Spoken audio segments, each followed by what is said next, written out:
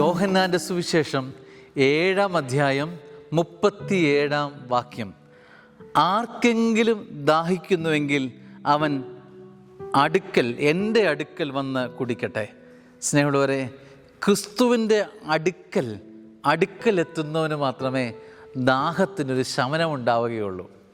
ക്രിസ്തു അല്ലാത്ത ഇടങ്ങളിലെല്ലാം നമ്മുടെ ദാഹത്തെ ശമിപ്പിക്കാം എന്ന് വിചാരിച്ചെത്തിയാൽ നൈമിഷികമായ ദാഹങ്ങൾ മാത്രമേ മാറുകയുള്ളൂ. പിന്നെയും നിനക്ക് ദാഹമുണ്ടാകും.